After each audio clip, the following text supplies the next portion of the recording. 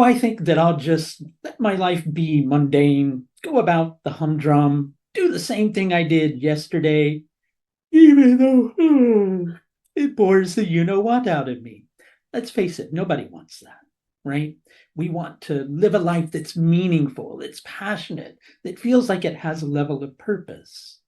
And especially when it comes down to the concept of career, something that we're doing repetitively, we especially want that. That's why I put together something very special for you, which is a package of a consultation, group strategy sessions, and a WhatsApp group, which is the soul calling consultation. What it's going to do is to help you to align with the unique purpose that you're here on the planet for, show you the strengths and challenges that you have along your path, and help you to plan your path ahead. In addition to that, we're going to add a month of group strategy sessions and a group support group through WhatsApp. And all of this is only $149 when you schedule at the link above. So that little piece of the puzzle that you've been waiting for a while has dropped. And due to the fact that it's dropped, you're perhaps a little bit peeved at some of the things that you recognize as being the implications of that information. And inside of yourself, you're going, right, knowing what I know, it would be irresponsible for me to, well, to just kind of sit back, rest on my laurels, take my time, and not do something in order to change the situation.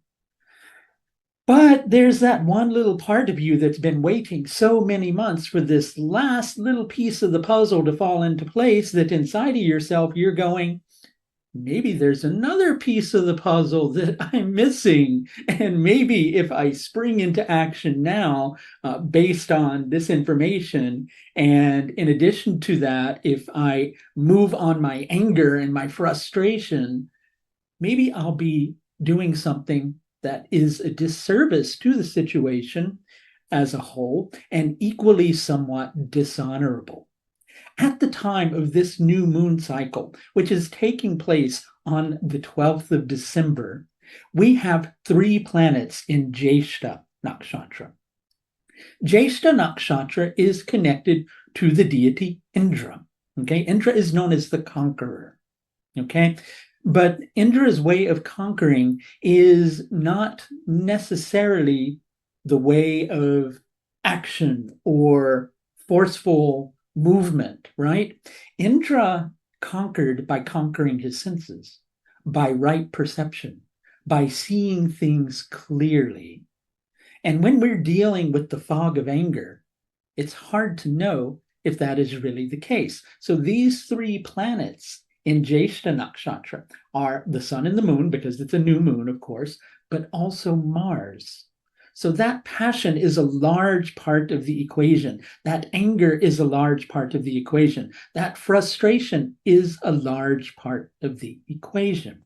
Now, each nakshatra has what's called a sutra, or a bit of text that defines its meaning from a specific text called Taittiriya Brahmana. And with Jyeshtha, I almost said Indra, with Jyeshtha, that particular text speaks of the red growing of Indra, right? The red growing of Indra. On some levels, that means desire. On some levels, it means creativity, blah, blah, blah, blah, blah. On some levels, it means creativity, but on some levels, it also means passion and anger, right? And it speaks of that red growing, attacking from above and attacking in return from below, rather. And that's a good symbolism of how when something comes to us or dawns on us that frustrates us or peeves us off, right? To say it politely, then we want to kind of take action or attack in return from below. Now, with this particular new moon cycle, we've also got an aspect from Saturn, which is in Shatabisha Nakshatra. Okay. Now, Shatabisha, a lot of people understand Shatabisha as being connected to a deity named Varuna, but in Taittiriya Brahmana, it's mentioned as being connected to Indra as well. Now, back in ancient times, Indra was quite often an interchangeable name for the one who was chief amongst the gods.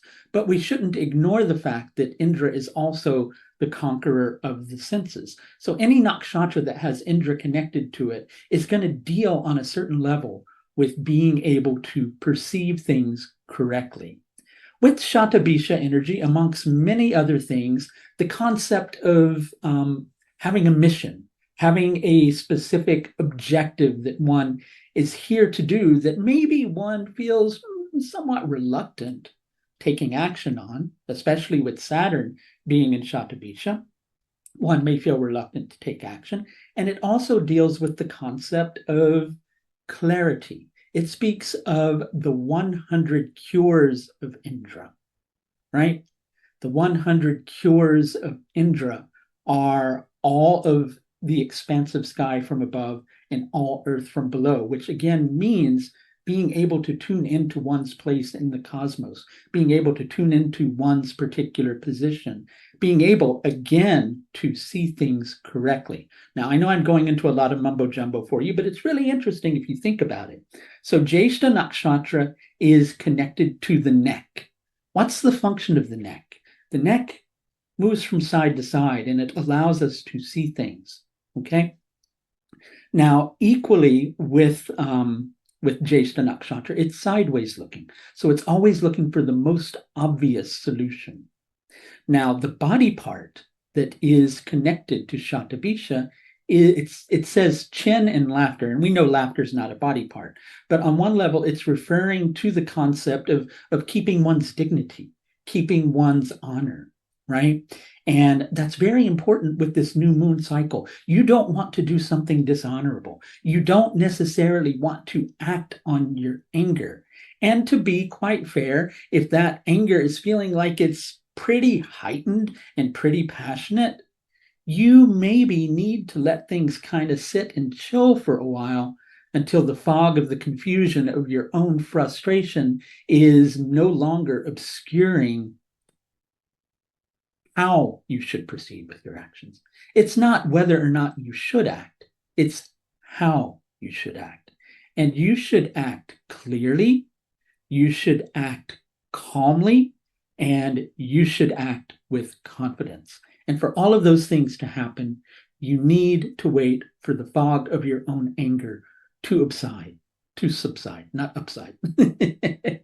Upside down, inside out. And that may be how you're feeling right now. So you need to wait for the upside down, inside out energy to kind of, just chill and relax and let your own anger get out of the way so that your actions are not tainted with personal vendettas or the concept of revenge. Instead, you need to be able to see things as they are. And as sharp as a surgeon's knife, you need to be able to go in and take clear, direct action. Now, if you could use a little bit of help with that particular process, aside from the consultation that I mentioned to you earlier, which is about career, I also have a vast range of astrological services, and you're going to be able to find those through my services page, which is linked above. That's going to do it for this look at the new moon in Jyeshtha Nakshatra, which takes place on the 12th of December, 2023. Until next time, please do take the very best care of yourself.